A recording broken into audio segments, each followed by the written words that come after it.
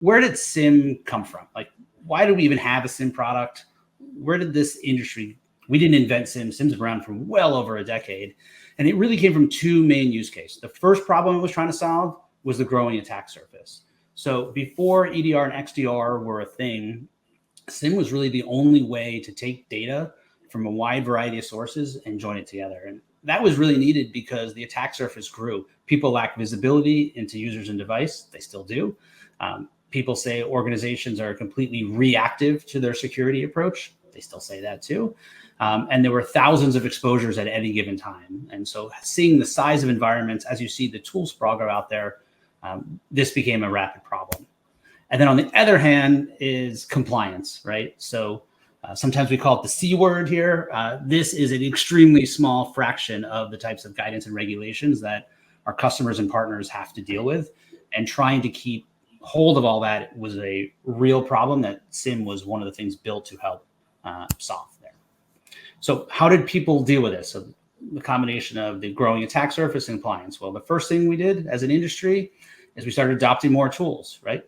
Great to have more tools, but now we have a lot of tools. I know in Huntress, we have almost 2 SaaS applications, for example, per employee here.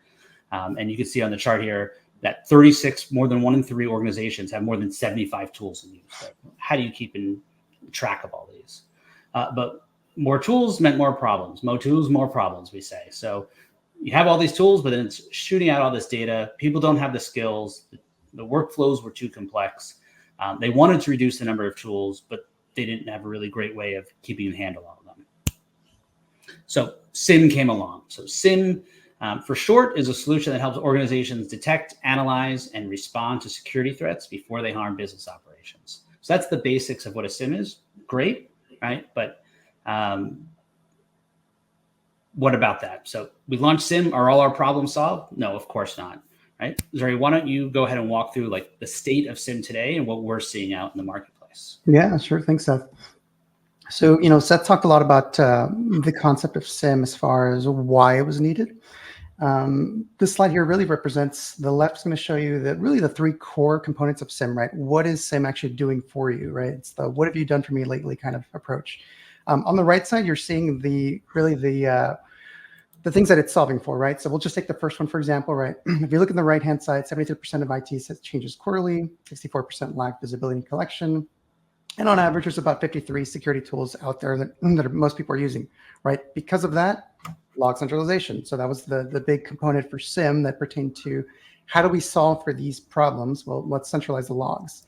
Same thing with the next thing, right? Threat detection was because there's lots of time from essentially the point of an actual breach to discovery, right? It's about 3 hours to investigate one incident. So obviously threat detection. And then reporting compliance, Seth said it's our favorite word, compliance. Adding to that, even now insurance, right? So if you're looking for cyber insurance, which a lot of people now are, even that, right? So we can even add that on top that, insurance mandates require you to now have a SIEM and do log centralization, log analysis. So, it's just, these are the problems that SIEM is solving for. However, like IKEA furniture, a lot of assembly is required. I don't know about you, Seth, but how much IKEA furniture have you assembled? But I've done my fair share here. You're giving me PTSD here. Yes, my fair share. And just like having worked on SIEM in the past, also have PTSD on that as well. So. Fair enough.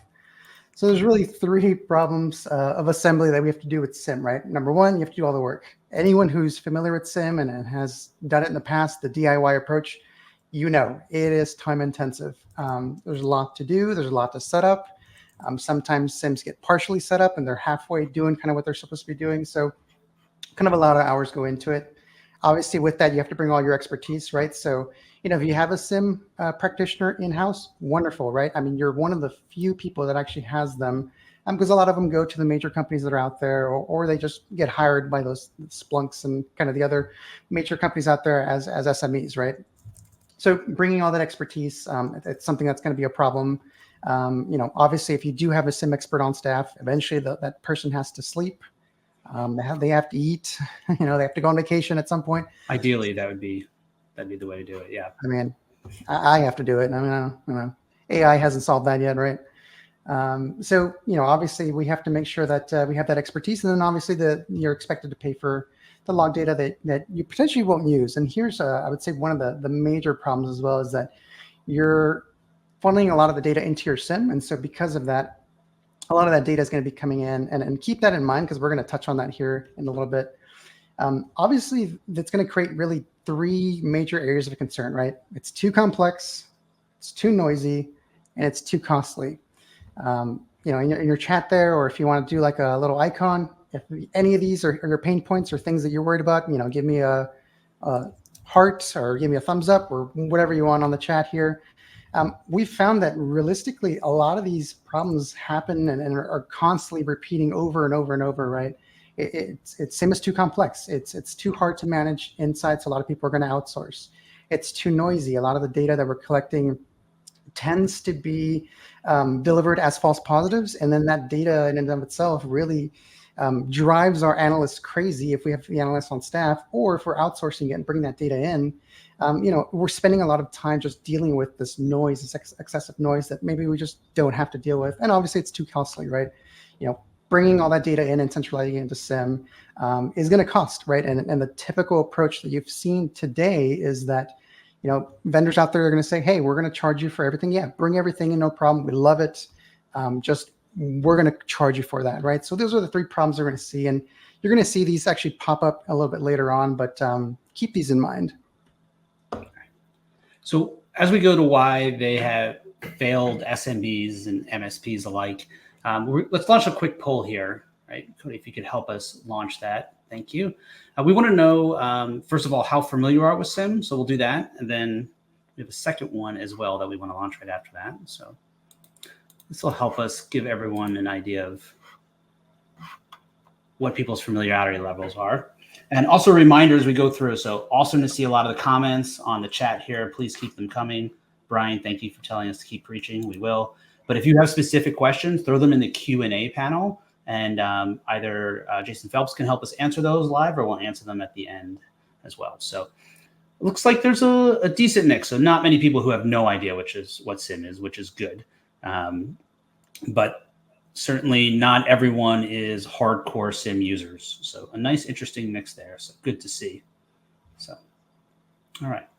And then Cody, do you have that second poll here as well? Awesome. Thank you. So we want to know, like, we did our own survey, and we'll show you our results of what people are really trying to solve with their SIEMs. And surprisingly, it's not the same answer across the board, but we wanted to get an answer from you. So I realize you can only pick one here. So what's the biggest use case you're trying to solve with SIEM? Let's go ahead and do that. I'm curious to see what these results are going to be. I saw the 2% of what. I just want to make sure you guys are at the right webinar here. Webinar. All right. So, okay. So threat detection is number one. So people want it for security use cases, get that visibility across their environment. That jives. I think following along that, some incident notification, which would naturally come along with threat detections, and then compliance. So not shocking here that the number 1 and 2 are compliance and threat detections. So that really makes sense as you look through what we saw in our survey. So before we launched the SIEM, we did hundreds of surveys of customers and partners and said, hey, what do you want us to build, right? We can build a SIEM, but what exactly do you need? And the number one thing that we heard as well from more than 75% of people was, yeah, we need threat hunting detection. Single pane of glass for the team. That makes a lot of sense and really is a lot of use case for SIEM as well. And then compliance being the third one. So that jives with what we're seeing here as well.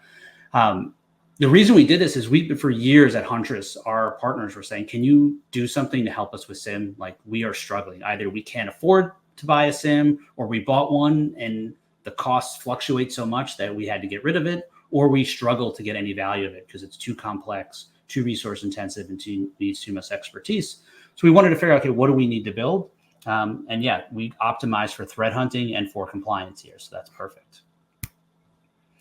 But despite that, so we know what people are struggling with SIEM. SIEMs have been released, but we know that the adoption of SIEM does not solve the real problem we have on threat hunting and incident notification, which is that hackers are still able to get in, get out without being seen in most organizations. So we see that the speed of hackers keeps expanding. So this is, I think, from the Verizon Data Breach Report, where more than half of hackers will complete their attack in 24 hours. So A lot of the SIEMs today, because it requires so much human operation on the other end and there's so much data, they're slow, right? So trying to keep up with that pace as a threat hunting tool, people really struggle with. And trying to keep it as a compliance, it's a lot of just collecting a lot of logs that you'll never use again, and which is probably a good segue to hand it back to Zuri.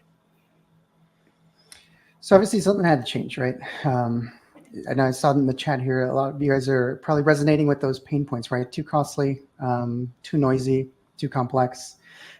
So really what we want to do is really change the future of SIEM.